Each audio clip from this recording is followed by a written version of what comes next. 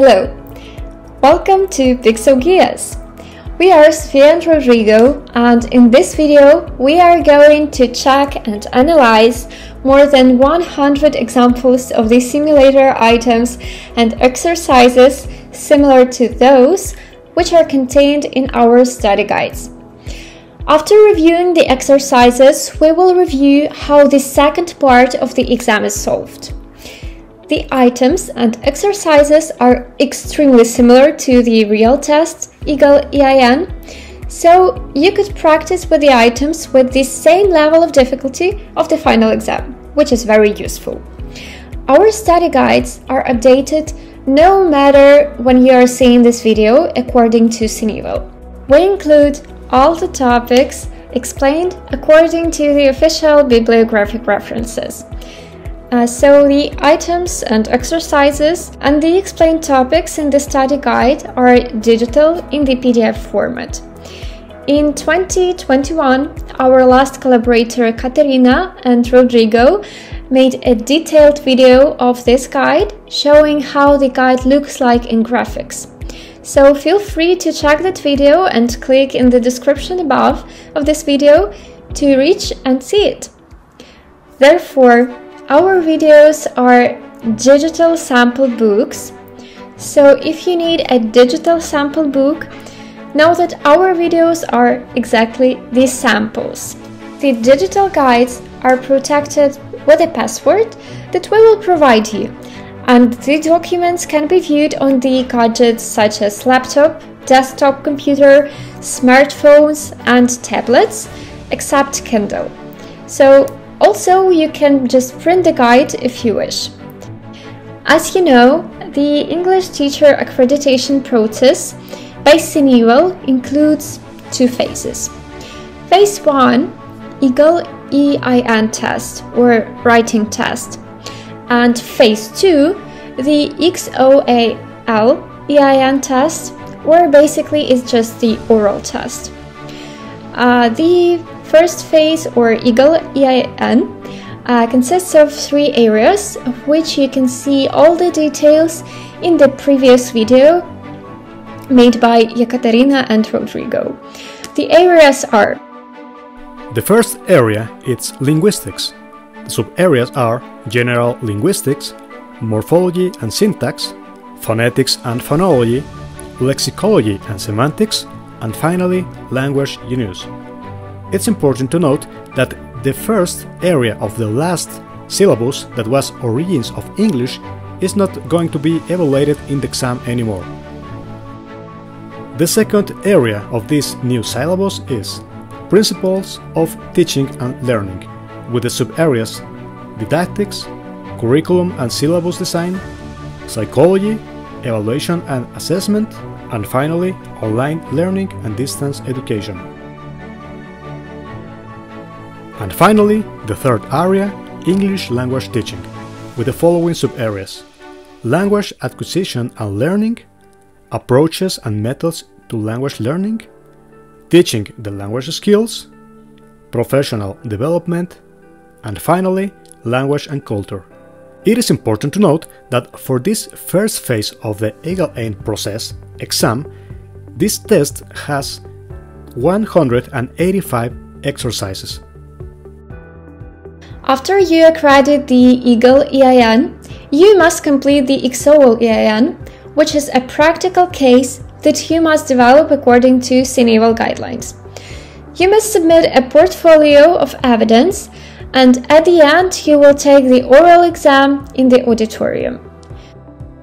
Of course, our EGAL EIN study guide includes a specific guide for the EXOAL EIN, which will tell you step by step how to solve the practical case, the portfolio of evidence, and respond appropriately in the audience. In this video, we are focusing in solving more than 100 examples of items that are very similar to the ones that you can find in the EGAL EIN test. As a native Ukrainian, English and Ukrainian are the fundamental languages for me, and I use them to communicate to the world. In this video, I have the pleasure of teaching you together with Rodrigo, and we will share with you the examples of exercises and indicate the types of the guides that we have available. So we have the basic version. It contains the topics solved and explained based on the bibliographic references proposed by CNEVAL, in addition to 200 exercises and simulation items. Of course, we include the guide for the EXOAL EIN. The next version is deluxe version. It includes all the above and 400 exercises. The absolute version includes all the above and 1000 exercises. The supreme version includes the above and 1500 exercises. The universal version includes the above and 2000 exercises. The advantage of having more exercises is that you can practice with the exercises that are similar to those on the exam, so you can familiarize yourself with the difficulty and structure. Okay, are you ready? Let's get started. En Pixoguias entendemos que muchas personas tienen reservas al comprar en línea, especialmente cuando se trata de productos educativos y digitales.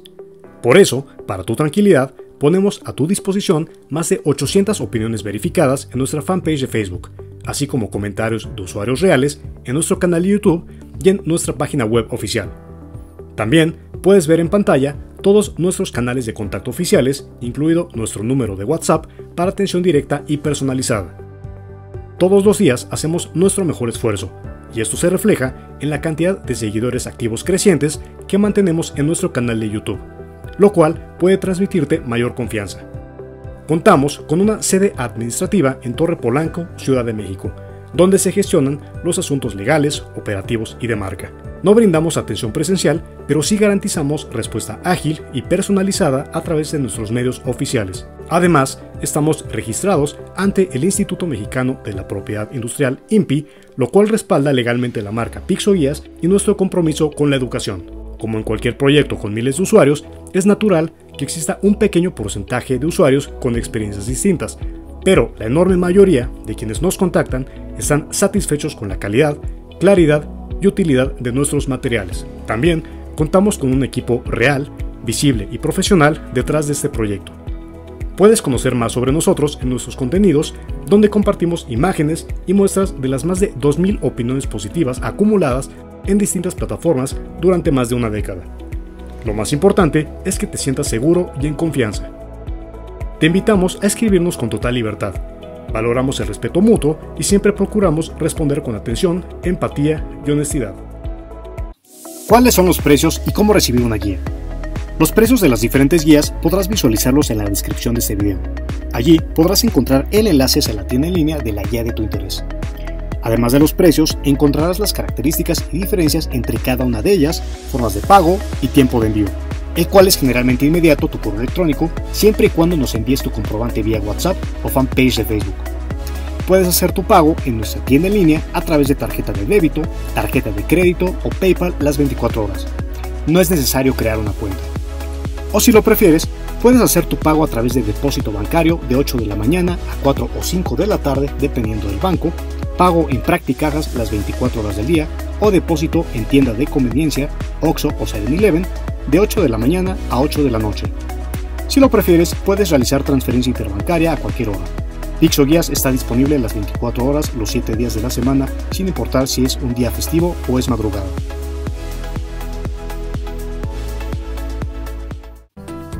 Now we are reviewing exercises from the Area 2 Principles of the Teaching and Learning, of course of direct questioning format. As you can remember, in the corner, left upper corner, we can find the sub-area and topic about which area is about the exercise.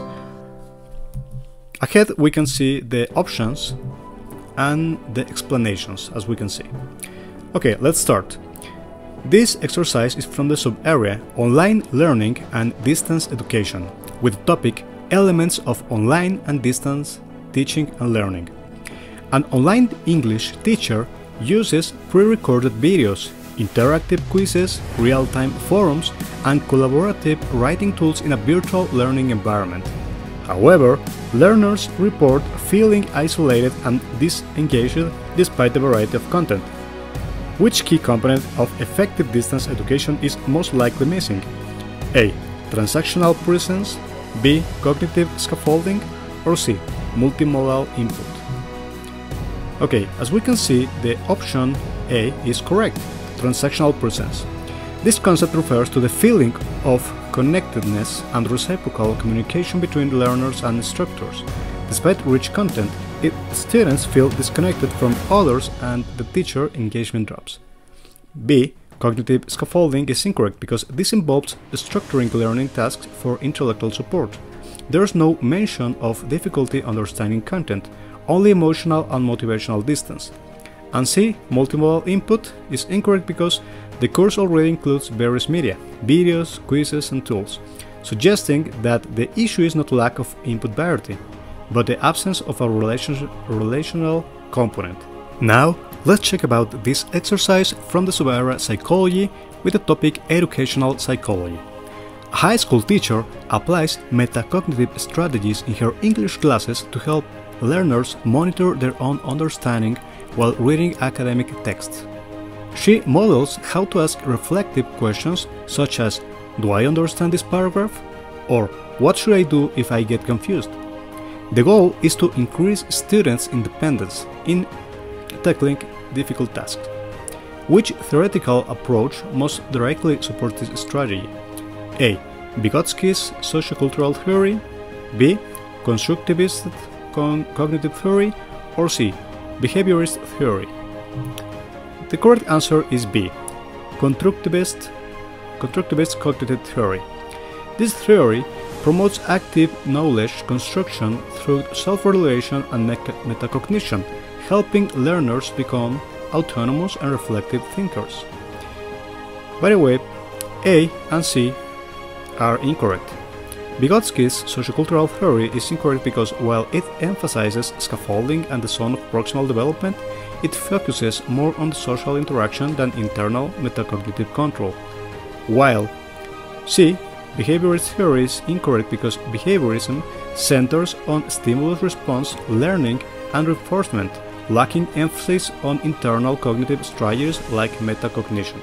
Now let's check about this exercise from the sub-area Online Learning and Distance Education and the topic ICTs applied to teaching and learning.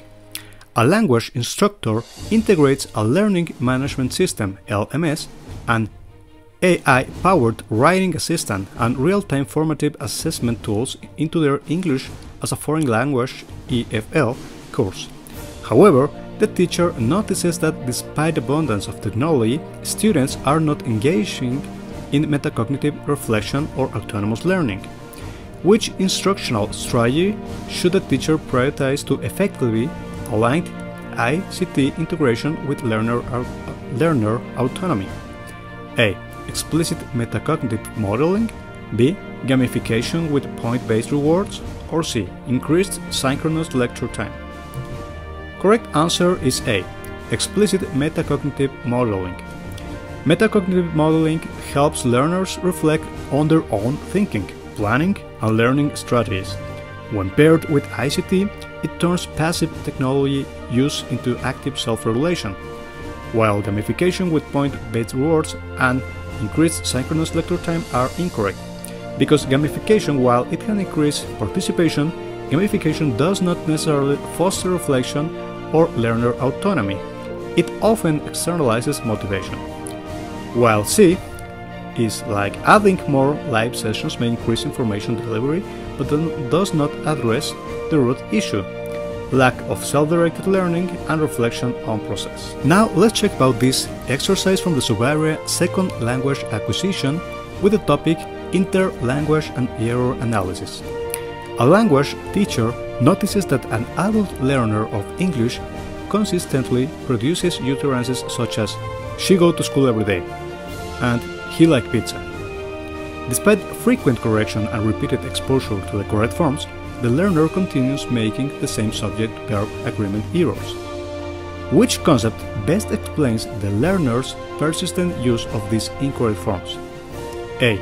Fossilization, B. Transfer, or C. Overgeneralization. Correct answer A. Fossilization. Fossilization refers to the process in which incorrect linguistic features become a permanent part of the learner's interlanguage despite exposure and correction. This explains why the error persists.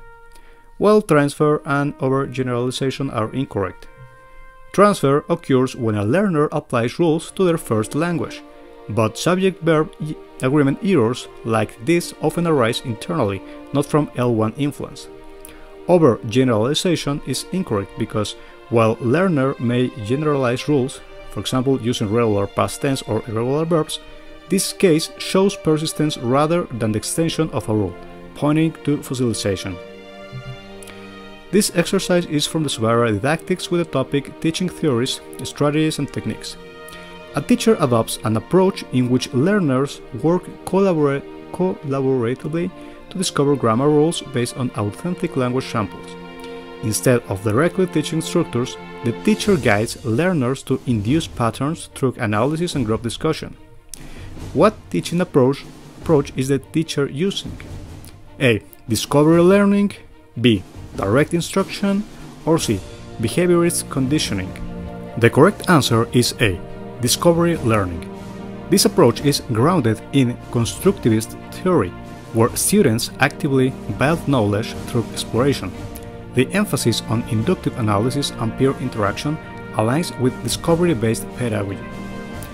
B. Direct instruction is incorrect because this method involves explicit teaching of rules and structures, typically through teacher-centered exposition, which contrasts with the exploratory nature described in the scenario. C. Behaviorist conditioning is incorrect. Is rooted in stimulus-response learning.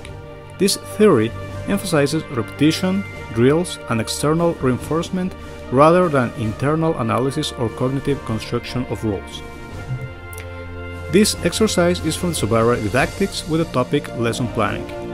A teacher designs a lesson plan that begins with students reflecting on prior knowledge, then presenting new content through an engaging task, followed by guided practice, independent production, and finally a reflection stage.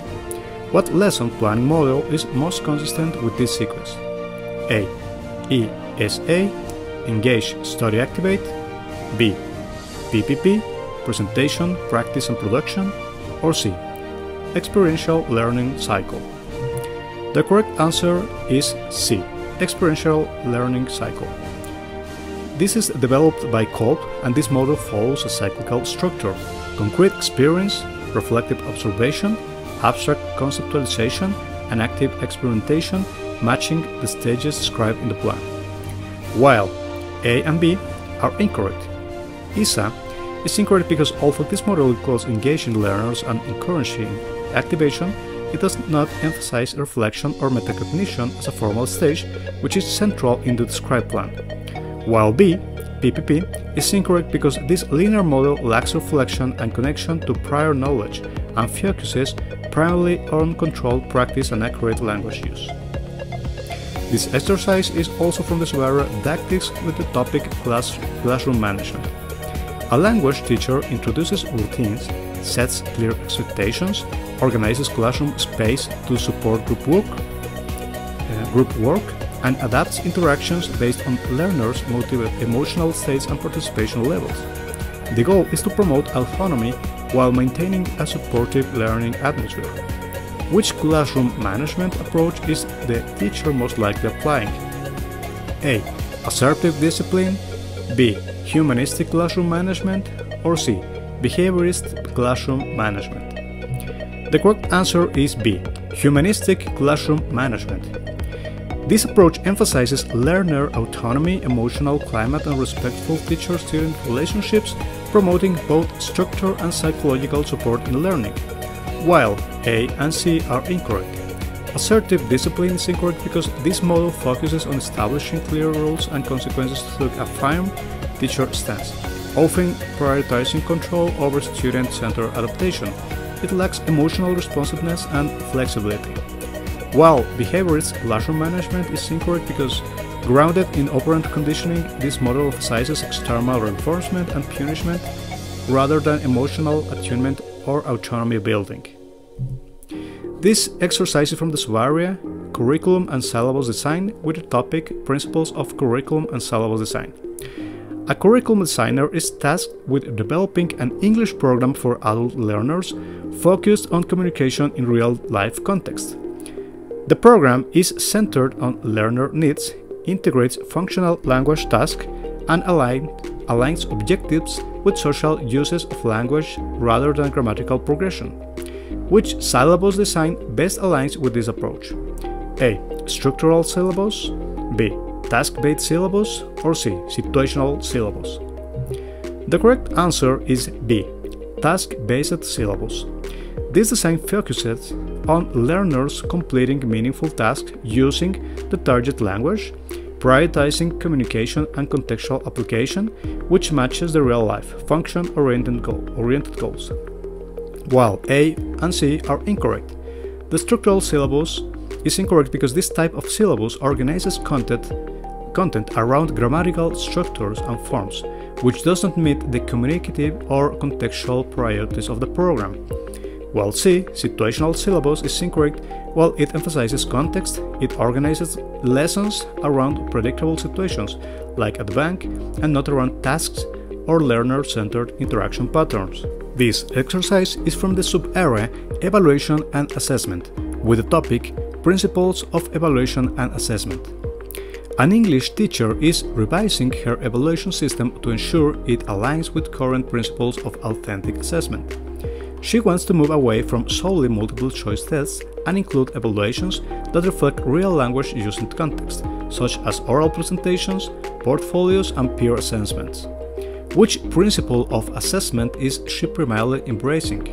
A. Validity, B. Authenticity, or C. Reliability. Correct answer is B. Authenticity. Authentic assessment emphasizes real-life relevance, using language in meaningful context, such as presentations and collaborative tasks closely mirroring actual language use. Validity is incorrect because while validity ensures the test measures what it intends to, this option is too general and does not specifically address the real-world, contextual nature of tasks. And C. Reliability is incorrect because reliability concerns consistency of scoring across different occasions or radars, which is important but not the focus of incorporating performance-based tasks.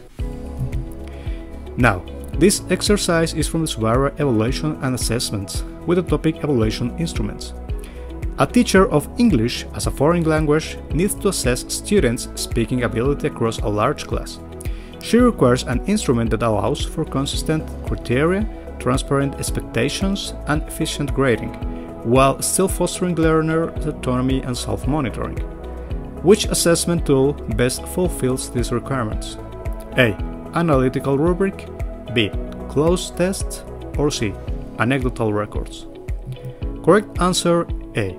Analytical rubric. An analytical rubric breaks down performance into separate accessible criteria, like fluency, accuracy, and pronunciation, ensuring objectivity and transparency while supporting self-assessment and feedback.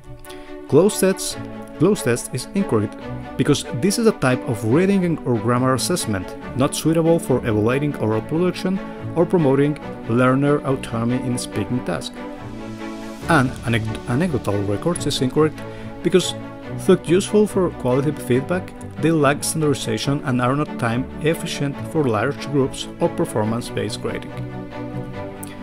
This exercise is from the sub-area Evaluation and Assessment with the topic Principles of Evaluation and Assessment. An EFL teacher designs an exam aligned with the course objectives and teaching methodology. The exam includes the multiple-choice questions, an oral interview, and writing task. However, after administering the test, several students with high-class performance failed, and some low-performing students succeed unexpectedly. Which principle of assessment has most likely been compromised? A. Validity, B. Practicality, or C. Wash back. Correct answer is A. Validity. Validity refers to whether an assessment measures what it is intended to measure. If student performance in class does not correlate with test outcomes, construct validity is questionable. Perhaps the test tasks do not truly reflect the skills emphasized in instruction. B. Practicality is incorrect because practicality relates to feasibility, time, and resources. Even if the test was logistically viable, it may still fail to assess the intended learning outcomes. And washback is incorrect because washback refers to how assessment influences teaching and learning, while poor test results might lead to negative washback. It is a consequence, not the primary compromise principle in this scenario. This exercise is from the sub-area psychology and the topic is development psychology. A language teacher working with a 12-year-old students notices that they can now handle abstract grammatical concepts like conditional structures and subjuncting mood. These learners also begin to justify their opinions and reason hypothetically during class discussions. The teacher adjusts their methodology to include more problem-solving and deductive reasoning tasks. According to Piaget's theory, what cognitive stage best describes the learner's current development? A. Concrete operational stage, B. Formal operational stage, or C. Pre-operational stage. The correct answer is B. Formal operational stage. The formal operational stage, from approximately 12 years onwards, allows learners to think abstractly, reason logically, and consider hypothetical scenarios, exactly the skills the teacher observes. A. Concrete operational stage is incorrect because this stage, typically between age 7 and 11, is marked by logical reasoning tied to concrete objects, but not abstract or hypothetical thought. And C. Pre-operational stage is incorrect because this stage occurs between ages 2 to 7 and is characterized by egocentrism and intuitiveness rather than logical reasoning, unsuitable for the context. Let's check now this exercise from the sub-area Evaluation and Assessment with the topic Evaluation Instruments. An English teacher needs to measure the student's mastery of specific grammatical structures immediately after a focused instructional session. The goal is to obtain quantitative data for grading purposes. She requires a tool that is standardized, reliable, and can be easily administered across groups for comparative analysis. Which of the following evaluation instruments is most appropriate for this purpose? A. Achievement test, B. Diagnostic test, or C. Portfolio assessment. The correct answer is A. Achievement test. Achievement tests assess how much students have learned in relation to defined objectives. They are standardized, objective, and useful for grading after instruction. B. Diagnostic test is incorrect because these are administered before instruction to identify learning difficulties and not to evaluate outcomes post-instruction. And C. Portfolio assessment is incorrect because while valuable for assessing progress and creativity, portfolios are subjective, time-consuming, and not ideal for immediate standardized grading. This exercise is from the sub-area Online Learning and Distance Education, and the topic is ICTs applied to teaching and learning. A teacher in a blended learning environment wants to facilitate real-time peer collaboration, promote autonomous learning, and integrate multimodal context like text, audio, video, and hyperlinks into an ongoing writing assignment. Which of the following tools best aligns with these pedagogical goals? A. Google Docs, B. Kahoot, or C. Moodle quizzes. Correct answer is A. Google Docs. Google Docs allows synchronous and asynchronous collaboration, supports embedding of multimedia, and enables real-time editing, and commenting, ideal for peer-driven writing tasks. Kahoot is incorrect because Kahoot is effective for formative assessment through gamification but lacks support for collaborative writing and multimodal content creation. And Moodle quizzes is incorrect because Moodle quizzes are designed for structured assessment and not collaborative writing or integration of rich media in the same document. This exercise is from the sub-area Online Learning and Distance Education, and the topic is Elements of Online and Distance Teaching and Learning. A course designer is developing an asynchronous online program for adult learners with diverse schedules and limited technological skills. The goal is to foster learner autonomy, ensure cognitive engagement, and provide supportive scaffolding without overwhelming students. According to best practices in online pedagogy, which instructional design element is most critical to prioritize? A. Structured modular content with guided navigation. B. Mandatory discussion forums with daily participation. Or C. Advanced gamified simulations with time-bound challenges. Correct answer is A. Structured modular content with guided navigation. This approach promotes learner autonomy while providing clear paths on scaffolding, especially essential for adult learners managing time independently and unfamiliar with digital platforms, while mandatory discussion forums with daily participation and advanced gamified simulations with time-bound challenges are incorrect, because first, while interaction is important, daily posting demands can increase cognitive load and encourage participation among adults with limited availability. And C is incorrect because gamification may be engaging, but for learners with low-tech skills, complex simulations can create frustration and act as a barrier rather than a support. And finally, this exercise is from the sub-area Evaluation and Assessment, from the topic Principles of Evaluation and Assessment. A language teacher wants to assess students' communicative competence in real-life scenarios. She selects assessment tasks that involve spontaneous interaction, negotiation of meaning, and contextually appropriate use of language. According to current assessment theory, what type of assessment is she applying? A. Performance-based assessment. B. Summative assessment. Or C. Placement assessment. The correct answer is A. Performance-based assessment.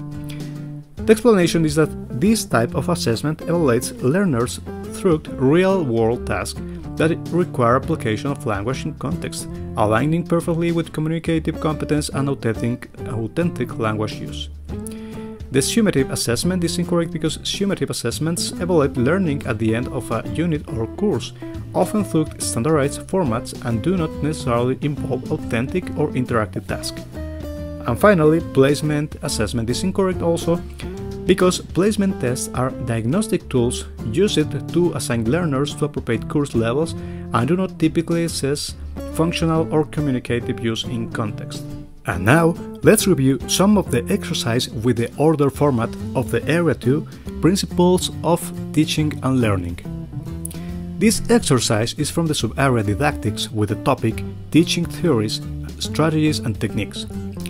Order the steps of a teacher should follow when applying the inquiry-based learning (IBL) strategy to foster critical thinking in upper intermediate ESL students.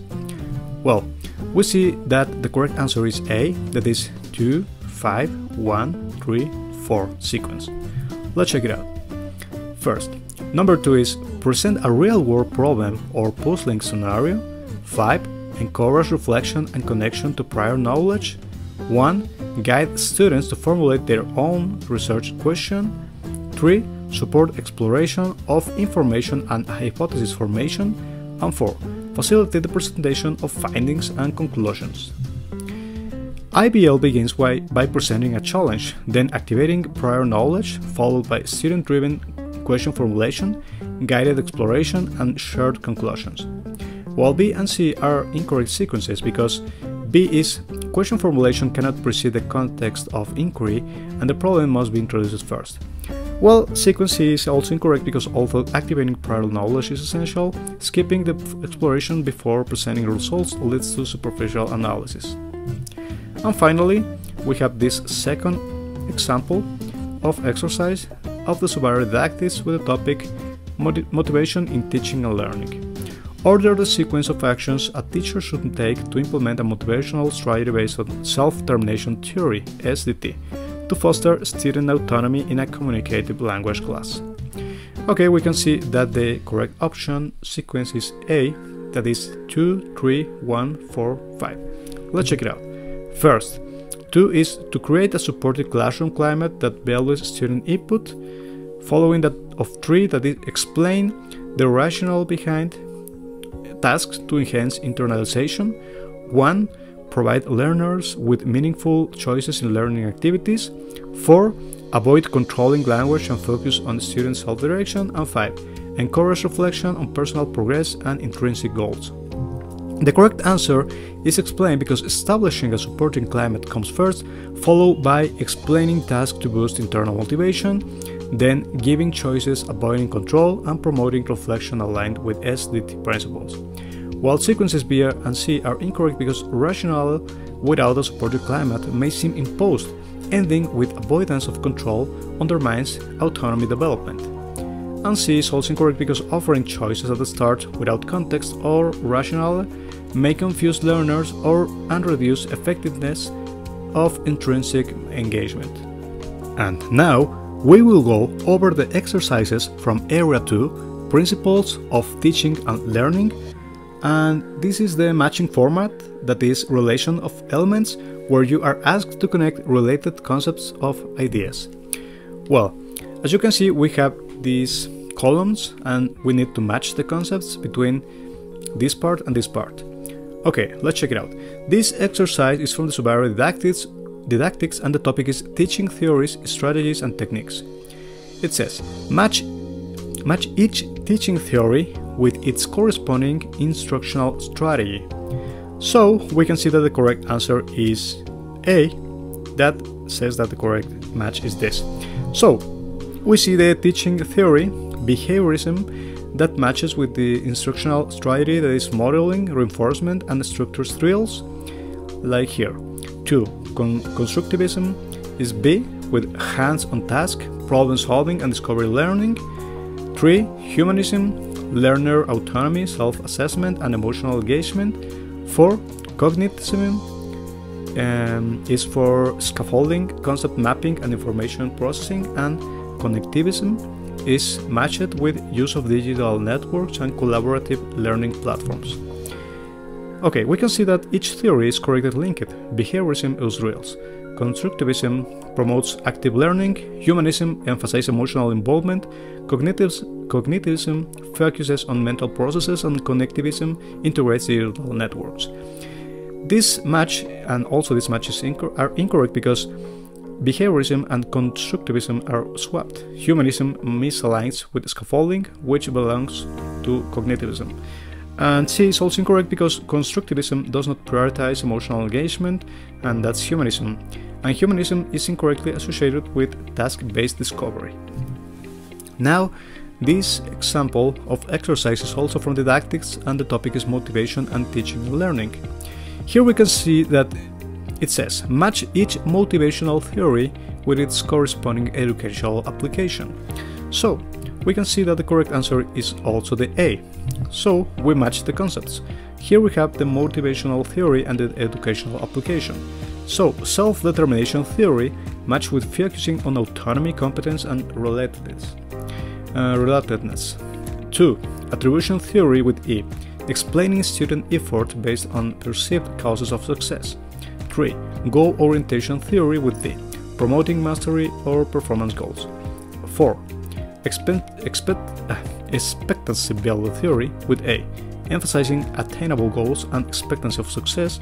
And finally, behaviorist theory with C, this is providing external incentives to shape desired behaviors. So, we can see the explanation that self-determination theory promotes autonomy and relatedness. Attribution theory addresses perceived causes. Goal orientation theory distinguishes types of goal focus. Expectancy value links success expectation to value, and behaviorist theory centers on reinforcement. Well, options B and C are incorrect because self-determination is mismatched with expectancy, and attribution theory is confused with relational focus. Goal and attribution application are swapped. And also the option C is incorrect because only behaviorist theory is correctly paired. Others are misaligned, particularly confusing motivation from intrinsic and extrinsic standpoints. Now we have this exercise from the sub-area Curriculum and Syllabus Design, and the topic is Principles of Curriculum and Syllabus Design. Match each curriculum design principle with each correct description. So we have the correct answer, that is C, and let's check it out. We can see that 1. The curriculum principle, that is vertical articulation, match with C, that guarantees progressive development of content across educational stages. 2 is relevance, that matches with A, aligns curriculum content with learners' real-world context and needs. 3. Continuity with D, provides recurring exposure to key concepts over time. 4. Balance with B, ensures content builds logically from simpler to more complex levels. And finally 5. Integration with E, promotes connections across subjects for holistic understanding. So, vertical articulation aligns with progressive development, relevance reflects real-world alignment, continuity involves repeated exposure, balance involves proportional content difficulty, and integration links subject areas. While A and B are incorrect, because most pairings are accurate, but balance is misattributed to integration, and integration is wrongly defined as progression. While in B, relevance is confused with difficulty hierarchy, and continuity is not about contextual learning. Now we have this exercise from psychology and educational psychology. Match each learning theory with its corresponding principle or emphasis. So we have the correct answer, that is A, and let's pass these pages as we follow all the exercise. So we have correct answer A. So behaviorism is matched with this principle or emphasis, that is knowledge is constructed through social interaction and cultural mediation. Next we have 2. Constructivism with E, learners build internal representations through experience and exploration. 3. With B, cognitivism with mental processes such as memory and attention shape learning. 4. Humanism with D, learners are active agents striving for self-actualization and autonomy. And finally 5. Social theory with A, knowledge is constructed through social interaction and cultural mediation. Okay, let's check this exercise from Evaluation and Assessment with the topic Evaluation Instruments.